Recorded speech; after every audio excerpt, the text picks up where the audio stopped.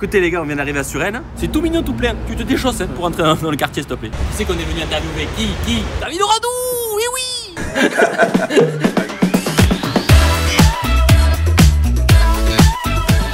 Bonjour David. Bonjour à toi. Comment tu vas? Bah, très bien. Ça va? Ouais, rien. Voilà. Heureux de vous accueillir à Suresnes. Ouais, merci beaucoup de nous avoir invités. Bon. Bon, déjà, j'ai une question à te poser. Dis-moi. Tu avais un surnom qui était la biscotte ou Bibi. Alors la biscotte, tu sais que Voilà, dis-moi. quasiment personne le connaît. Par contre, Bibi est resté mais très très longtemps. Même maintenant, bientôt 50 ans. Ouais. Quand j'appelle quelqu'un, je fais allô, c'est David. Je suis obligé de dire c'est Bibi. Ah putain, ça va. Et pourquoi donc, Bibi? C'est une période où quasiment tous les joueurs avaient un blaze, avaient un surnom. Ah d'accord. Je m'emmerdais pas trop sur les prénoms. Hein. Ouais. En général, les surnoms, plus c'est con, plus ça reste. Hein. Putain, tu vas casser les couilles. Tu vas te faire briser comme une biscotte. Là, mort de rire. C'est parti. Et voilà, c'est parti, tout l'entraînement qui arrivait derrière, on faisait des croix, des machins, et les mecs, tout le monde s'appelait par son blaze, et moi, sur cet entraînement-là, et biscotte. À partir de là, pendant un mois ou deux, j'ai essayé de lutter contre ça, pour pas que ça... Ouais, bien sûr. Rarement content. Ouais. Et puis en fait, voilà. Après, j'ai laissé tomber parce que je sais ce plus que personne connaissait l'origine du surnom, mais le surnom est resté. Je sais ce que c'est, parce que moi, le mien, c'est Bambino. Bambino. Ouais, à cause de la taille, on le mettra pas debout, mais il y a des rythmes. 1m70 et 2 mètres, ça se voit bien. Et pareil, je n'arrive pas à m'en défaire. C'est comme ça, maintenant c'est Bambino, tellement que même dans mon village, dans le Gers, quand les mecs de Paris vont dans le Gers, on dit putain, j'ai dit Alexis tout ça, tout le monde dit non, c'est Bambino. Bambino. Ouais. Ça s'appelle la pince ou quoi que ce soit, c'est un surnom qui est moins facile à porter. Donc des fois, quand c'est juste sur ton gabarit, tu te dis bon. Ouais, j'ai pas rien, c'est comme ça. Comme ça. On va revenir un peu aux bases, mon David, parce que toi, t'es né en Normandie, si je crois bien. Ouais, je suis né à Harfleur, mais voilà. j'ai vécu toute ma vie à côté, un petit village à côté du Havre. C'est ça. Qui s'appelle Manéglise. Alors, dis-moi, comment un Normand de 2 mètres se fout au rugby? Qu'est-ce qui s'est passé? Ton père ou un ami ou... Ouais, bon, au Radou, c'est pas trop normand. C'est de Dordogne. Il y avait toujours de rugby à la maison. T'as baigné là-dedans un peu quand même. Dans l'atmosphère et tout ça. D'accord. À l'époque, moi, je touchais un peu à tous les sports, du hand, du basket. Ah, ouais. Et en fait, j'avais un pote qui jouait au rugby. Ouais. Et qui me tannait pour aller à l'entraînement. Un jour, j'ai cédé à sa propale. Je suis arrivé au rugby, moi, à l'âge de 15 ans. Ah ouais. On arrive, le seul club qu'il y avait, c'était au Havre. De rien, par rapport à mon village, il y avait 17 bornes. Donc, on y allait en mobilette jusqu'à l'éducateur. L'éducateur, il nous prenait, on allait au Havre, on faisait les entraînements. Et puis après les entraînements, on arrivait au club house. Alors c'était pas aussi occupé que maintenant il peut y avoir dans les club house. Le hack rugby, si tu veux, c'est le club doyen. Et en fait, j'ai accroché parce que l'ambiance de suite, ça matchait. 2-3 bières. Je suis rentré le mercredi soir après l'entraînement à 19h. Je suis rentré à 23h30. En forme? En forme, j'ai dit à mes parents, je prends ma licence. Comme quoi, je le dis dans mes spectacles, dans mes sketchs, une pente les gars, une ou deux pentes dans la gueule, c'est tout. Très bonne histoire. C'est la même chose. Alors, voilà, donc et à partir de là, après ça s'est enclenché. Toujours pareil, je vais pas te mentir, merci Wikipédia. Après t'as joué à Cahors, si je me trompe pas. Ouais. Et comment tu te retrouves à Cahors à 20 ans, je crois que tu avais 20 ans non, voilà, non, j'avais. Je suis parti je fais 2 ans au Havre. Ouais. Là, c'est une question de taille. Hein. Ah oui, d'accord, ouais. Okay, je fais la sélection de Normandie parce qu'à 2 mètres 100 kilos, voilà. T'es à l'aise? Enfin, t'es à l'aise. Oui. Tu sois super à l'aise, tu peux être intéressant. C'est ça. Et donc, je fais la sélection de Normandie, ça se passe plutôt bien, etc. Et je pars en stage de rugby vacances à Saint-Cyprien. D'accord. Les 2 entraîneurs, CIC et Davanier. Et Davanier était originaire de Cahors. D'accord. Ah, mais ça se fait comme ça en fait. CPR. Voilà. 2 mois plus tard, un accent rocailleux au possible. Il n'y avait pas de téléphone fixe, de téléphone mobile à l'époque, c'est que le téléphone fixe. Mon frère qui avait décroché, il me dit il y a un mec là, j'ai rien compris de ce qu'il m'a dit. Un accent pas possible. Un accent rocailleux au possible. Des gitanes, du grand Ricard. Elle veut parler à David. Le stade de Cadurcigne serait intéressé pour que tu viennes nous rejoindre. C'est où le stade Cadurcien? On chope la mobilette. Je dis là, ça ne va pas le faire. C'est clair. Mes parents m'ont dit. Bon, écoutez, c'est gentil, il va essayer d'avoir le bac, et puis après on verra. Donc on laisse passer 1 an, et l'année d'après il me rappelle, et en fait l'histoire part comme ça, je tente ma chance. Et là je descends, mais dans ma tête, je sais pas si je vais rester 2 mois, 3 mois, et puis en fait je descends là-bas, à 18 piges, là t'as un brin d'autonomie, t'as un appartement. Il y a les gonzesses. Il y a les gonzesses, puis bon, t'as l'esprit sud-ouest quoi. Oui, c'est ça, c'est ça. Et de suite ça match. D'accord, et donc juste après, la Grolet. Alors je joue à Groyer. À Groyer, pardon. Toujours pareil, il n'y avait pas d'agent à l'époque. Et oui, bien sûr. Je joue au fait de Vic. On fait les... Il est chez moi les enfants. Ça m'intéresse. Vu que c'est chez toi, tu sais très bien que l'ouverture des fêtes de Vic, à chaque fois c'était le match au Stade Toulousain contre justement Paul Sabatier. On était champion de France universitaire quasiment tous les ans. Et à la fin du truc, je suis à la Maison Bleue, tu dois connaître. Ouais. Voilà. Et là, je tombe en biabi avec un mec à 3h du mat, on se paye 3 canons respectifs, et puis il me dit putain, on perd Fabien Pelouse qui était à Grouillet et qui avait signé à Dax. Donc il cherchait un second ligne. Exact, il passait par Dax. Ouais. Exact. Donc voilà, chercher un second ligne et ça s'est fait là. Ah, ça s'est fait comme ça? Autour d'un canon? Autour d'un canon. Faites de Vic si vous cherchez du boulot les mecs, vous emmerdez plus. Ah ouais, non mais... Envoyez pas des candidatures spontanées, ça sert à rien. Ok, et donc on peut dire le Stade Français un peu club de toujours. Ouais, j'arrive là-bas, j'ai 22 ans, je fais 13 saisons, mais en fait sur les 13 saisons je suis parti, j'ai fait une année au Racing, en aller-retour. On va revenir de ça, de cette traîtrise. Et d'ailleurs, t'es 5 fois champion de France quand même. Ouais. Pas dégueu. Et alors, le métro Racing, pourquoi tu pars? Parce qu'après, je crois que tu retournes au Stade Français après, tu fais juste un an. Je veux dire, quand tu vas sur la page Wikipédia, tu fais ah ok, oh, je sais pas, la bière avait passé de bulles. Il y a un mot de travers dans les vestiaires, qu'est-ce qui s'est passé? Non, mais en fait... Les gros sous, David? Non, c'est pas ça. Non, mais ça serait le cas, je le dirais. Ouais. Non, en fait, on est une grosse génération à arriver en 96, 97, 98. Franchement, l'équipe elle est énormément renouvelée. Mais par contre, il y a quand même une ossature. En 2007, quand moi je décide d'arrêter au Stade Français, c'est pas moi qui décide trop. Toi, je vais voir Max, je dis bon, qu'est-ce qu'on fait? Et puis là, ça tarde à venir. Je fais pas trop de trucs. C'est l'année 2007, c'est l'année de la Coupe du Monde. Exact. Je me pète l'épaule. L'entraîneur, il sait pas trop. Est-ce que je commence à être pas tout jeune? J'ai 33 ans. Est-ce que je re-signe ou pas? Et puis voilà, il y a, je dis, toute une génération de joueurs qui arrêtent ou qui partent à la Coupe du Monde et qui arrêtent en derrière. Moi, j'ai pas la chance de partir à la Coupe du Monde, je suis pas sélectionné en 2007. Donc voilà, j'ai un nouveau projet qui arrive. Et je me dis dans ma tête, on va peut-être repartir sur les belles années où on a connu le Stade Français. C'est ça, parce qu'on marchait sur l'eau à une époque. Ouais, c'est incroyable. Et repartir sur le truc, de recréer en fait un projet. Il y avait des super mecs, Franck Tourner, Jeff Dubois, Thomas Lombard. Il est entraîneur à Dax, non? Je crois maintenant. Ouais. Voilà. Donc on est quelques-uns en fait à partir en traîtrise. Parce que en fait c'est un peu la fin d'un cycle si tu veux, au Stade Français. Puis en fait ça se passe pas super bien avec Berlise. C'est comme ça. À la fin du truc, on se tape dans la main, on arrête les frais. Ouais, bien sûr. Ça arrive. Ouais, ça arrive. 15 jours après, je m'entraîne au Stade Français. Oui, c'est ça. Et je suis la dernière saison. Voilà. Très bien. Bon, on va parler un petit peu de ta période, je dirais, entraîneur. Ouais. Parce que si je me trompe pas. Tu veux peut-être. Hein? On va te voir attendre les bras là. Oui, j'ai 35 balais. T'es rentré cadre dans une entreprise de matériaux de construction. Donc tu t'es dit à un moment, les parpaings, au lieu de les mettre dans la gueule, je peux les vendre quoi. C'est ça? Parce que qu'est-ce qui s'est passé? Et après t'es passé entraîneur. Après ça, non? Ouais, là t'as fait un petit raccourci. Ah mais c'est mon métier. T'as fait un petit raccourci. Non, en fait, juste pour savoir. J'arrête en 2009 le rugby. Et là, tu as deux solutions, c'est soit tu rentres dans la vie active, soit tu repars sur le truc. Le projet, quand j'étais parti au Racing, justement, c'était la reconversion professionnelle. Ouais. Ça s'est pas fait, donc là, en un an, j'ai pas beaucoup de temps de recul. Et en fait, je fais un peu le point avec ma femme, je me réinscris à l'ESC Dijon et je rentre en tant que directeur commercial d'un négoce de vin en début. Ah ok. Ouais, pendant 2 ans, je vends du pinard. Ah, Auradou aime bien la rosée. Il aime bien le produit. Aime bien le produit, en général. Ça, c'est intéressant.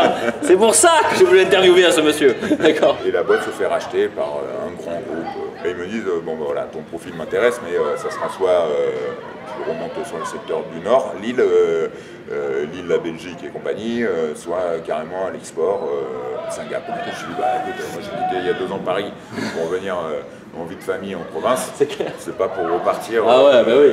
Et là, je me retrouve non pas à vendre des parpaings, mais du bois. Ah, du bois, d'accord. T'as pas renseigné. C'est pas chez Gédimat, c'est Gédibois. Vous voyez? Attention. Il ne dira pas 2 fois, tu vois.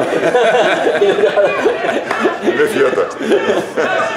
Donc 2 années se passent et un jour, comme toujours, coup de téléphone de Richard Paul Jones et qui me dit, bah, écoute, viennent de lourder au Stade Français Tchéka. Ok. Donc ils sont à la recherche d'un nouveau staff, etc. Et bah écoute, moi je peux constituer un staff avec des anciens, Christophe Lossuc et David Oran. Qui avait joué à la section paloise. Voilà. Puis là, facile, on te dit t'as 48 heures pour décider. Putain, quand même. Attends, vite fait, parce que tu passes tes diplômes d'entraîneur et tout ça à Sarlat?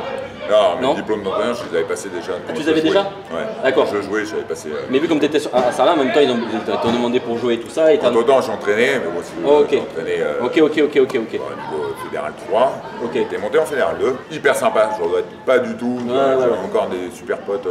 Comment tu arrives à Paris, toujours tes contacts sur Paris ou par rapport au Stade Français? Non, du tout. Suresnes cherche un entraîneur. Ouais. Entre-temps, ma femme, moi, est remontée sur Paris pour des raisons familiales. D'accord. Et elle fait des allers-retours le week-end, mais bon, c'est quand même mieux c'est clair. de couple bien sûr. vivre ensemble. Et donc, voilà. Maintenant, un peu de légèreté dans toutes ces questions. On va faire quiz, rugby décalé, anecdote rugbyistique sur et en dehors du terrain. Je t'avoue que c'est un peu mon truc préféré à moi. Le reste, c'est bien sympa, on te connaît déjà. On va commencer par la première question. Avec qui tu as joué, tu vois, comme joueur bien sûr professionnel, hein, le plus gros bringueur? Entre eux, attends, un paquet. Celui vraiment que de Stade Français ou du métro, on va parler pas plus de Stade Français je pense, ou même en sélection équipe de France comme tu veux, hein. Mais vraiment celui-là où tu disais, putain mais comment il a pu faire même une carrière professionnelle en étant comme ça quoi, tu vois. Un mec, Greg Mahé, t'as dû connaître, demi-de-mêlée, lui c'était un phéno. Ah ouais? Ah ouais, en bringue c'était... Donc lui c'est vraiment celui avec ta... c'est pas celui avec qui j'ai fait le plus de soirées, mais par contre c'est lui au Stade Français qui a des anecdotes très croustillantes. Ah ouais, non mais il a été très bon, alors je n'en dirai pas beaucoup parce que les dossiers restent... tu veux pas en dire une petite où tu t'es dit là, non, une anecdote comme ça, la croustillante là, qui croustille un petit peu? C'était le genre de mec, enfin, c'était déjà de façon de mêlée. Donc, en train, quelqu'un qui est à l'aise dans un groupe, qui est machin, qui avait toujours showman, il y avait un truc, il y avait un ventre glisse pour lui, il y avait les mecs qui étaient en train de faire, qui étaient complètement décalés.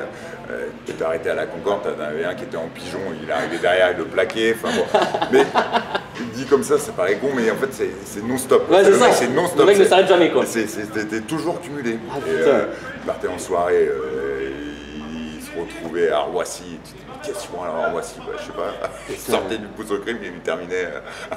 Le pouce au crime? Pas lui dire, parce que maintenant il ne faut pas conduire alcoolisé, surtout pas les enfants. Il prenait les transports. Il prenait les transports, c'est pour ça qu'il prenait l'avion. Après, bon, c'est ma Marconnet qui est pas mal, Peter Dominique. Ah, mais parce que Marconnet il ressort souvent quand même. Hein. Ah ouais? Ouais. Ah bah, il n'avait pas trop feignant l'animal. Il l'est toujours pas. C'est vrai? Oh putain. Voilà. Et vous vous retrouvez encore tous là, enfin je veux dire la grande époque du Stade Français, j'ai vu le documentaire sur Dominici que tu as bien connu. Il montrait des soirées que vous faisiez encore tous les champions de France d'une certaine époque où vous étiez tous ensemble. Bah là, on est en train de fêter les 20 ans des premiers titres. Donc, ouais, c'est ça. T'as joué avec Moscato toute cette époque-là aussi? Putain, ça doit être quelque chose quoi. On a fait les 20 ans. Moscato, t'es le prochain sur la liste mon salaud. Il y avait Grand Tross qui était ancien seconde ligne du Stade Français, etc. Qui était encore sur les Hauts-de-Suresnes d'ailleurs. On a organisé plusieurs bringues là-bas, des réveillons, des ci, des ça, et surtout des anniversaires, trucs. Et donc ça te fait toujours plaisir, tu te retrouves 20 ans après sur des supports comme ça. Tu as compris qu'en général on parle du bon vieux temps et ça se passe en général très très bien.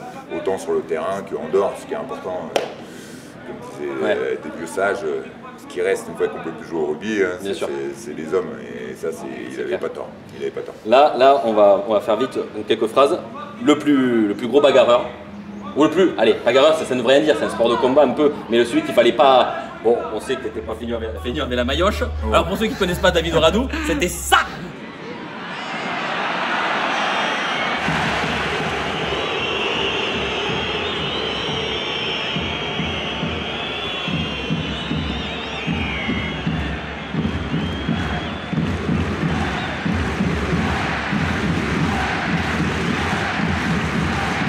T'as le bonjour de Fritz, t'as moi c'est bonjour. Ah bah si tu mets celle-là, c'est moi qui charge sur le coup. Je me prends en travers, sans enculé. Je suis en cap à cap avec... bref. Donc, celui qui était un peu... avec qui t'as joué ou que... Ah, Roncero, de très loin. Ah ouais, le docteur Roncero. Docteur parce que les médecins en Argentine. Ah ouais? Ah ouais, puis très méchant. Donc Roncero, tu dirais plus que Moscato par exemple. Ah mais Moscato c'est pas un bagarreur. Ah ouais? Non. C'est pas un grand maillot charme. Non. Enfin, Bon, oui, il a fait de la boxe. Oui, donc, ouais, c'est ça. etc. Donc, mais non, sur un terrain, c'est pas un. D'accord. Non, c'est pas quelqu'un qui s'engraîné. Oui, c'est ça. Non. Tu sais ce que c'est, le rugby. Le rugby, c'est quoi? C'est troisième mi-temps. Troisième mi-temps, ça attire un peu de monde, tu vois, que ce soit dans le nord ou dans le sud-ouest, tu vois. Moi, j'ai une expression pour ça, ça s'appelle chamelier. Ça veut dire chamelier, ça veut dire. Chamelier, exactement. Chamelier, c'est le bambino. Moi aussi, un individu qui aime bien les femmes, quoi. Tu vois, un peu coquinou, quoi. Ah, c'est ton. C'est mon truc, chamelier. C'est mon truc, ouais, chamelier. D'accord. Ouais. T'as 35 ans et t'es un tanguy, quoi. Ça regardera pas ça. Alors celle-là, on va la garder, je sais pas. Est-ce que t'as un que tu te rappelles qui était un peu bon? Il y a, Patrick Tabaco, je pense que c'est une notoriété.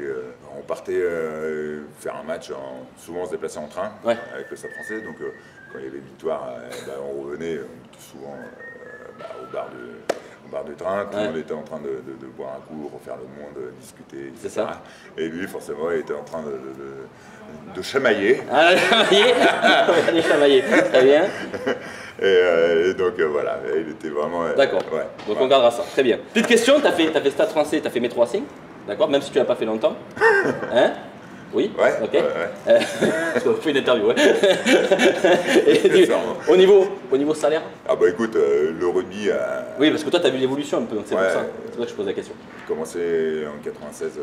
Est-ce que au niveau des. Je ne sais pas qu'on payait notre bouffe, mais pas loin. Ouais. Non, mais bon, je me rappelle une discussion que j'avais eue avec Michel Tadjian. C'était encore en francs, en 98. Oh putain, oui. Et ouais, ça date. Il me disait, si à la fin de ta carrière, tu as mis 100 000 francs de côté pour pouvoir acheter ta maison, tu seras bien. Et là, tu dis ça à un joueur professionnel maintenant, les mecs, ils sont morts de rire. C'est clair. Non, mais pour toi, ça donne un petit peu la température du truc. Ouais. Imagine, 100 000 francs, ça est 15 000 euros. Quoi. 15 000 euros, les mecs, ils épargnent ça maintenant, peut-être tous les mois. C'est clair. Donc, pour te donner un petit peu la grille des salaires, c'est fou, comment ça a augmenté. Et aujourd'hui en national, ici, parce que, alors c'est quoi? Ici, t'as que des professionnels, semi-pro? Le salaire médian, enfin ça, c'est plus d'investigation. Top 14, je crois qu'il est aux alentours de 12 000 euros net par rapport à ça. Donc, avec des grands deltas, toi. Donc, toi, tu vis très bien, tu es plus qu'un cadre reçu, que tu es un médecin, sauf que ça dure 10 ans, une carrière, et en fait, ils ne touchent pas ça sur 10 ans. Ouais, bien sûr. Les mecs, ils touchent, en général, maintenant, une carrière, elle doit être 6 et 8 piges. T'as des mecs qui font que ça ici, quand même, non? Ouais, des professions. Quand tu vis. C'est compliqué, surtout sur Paris. Tu vis l'instant, quoi. D'accord. Bon, on va commencer à arriver à la fin de toutes ces questions. Davidou, j'ai une question à te poser très importante. J'aime quand tu prends l'air sérieux. Parce que là, c'est plus possible. David, qu'est-ce que tu peux nous parler? Qu'est-ce que tu penses des lunettes à Fabien Galtier, s'il te plaît? Ah, j'adore. J'adore. Qu'est-ce qu'il a? Il a coupé du bois, ce mec. C'est quoi ces lunettes? S'il te plaît. Ben ouais, je pense que c'est ça. Il est descendu dans le lot, là. C'est pas possible. possible. Il a été débroussaillé le talus de son père Jean-Noël. C'est pas possible. C'est quoi ces lunettes? Il est comme ça. Il a oublié de les retirer. Ben écoute, tout le monde lui cassait les couilles sur sa façon d'être dur, d'être machin, d'être si. Après, bon, voilà, j'en sais rien. C'est le côté un peu décalé, c'est la question. Il a voulu se décaler, parce que voilà. C'est juste pour ça. Pourquoi Nanar il avait des lunettes où il voyait rien à travers. On mettra la photo des deux et vous verrez la différence, mon pauvre. David, on a une petite tradition dans cette émission. Déjà, sache-le, t'es le premier qu'on interview. J'espère que tu nous porteras bonheur, franchement. Ok.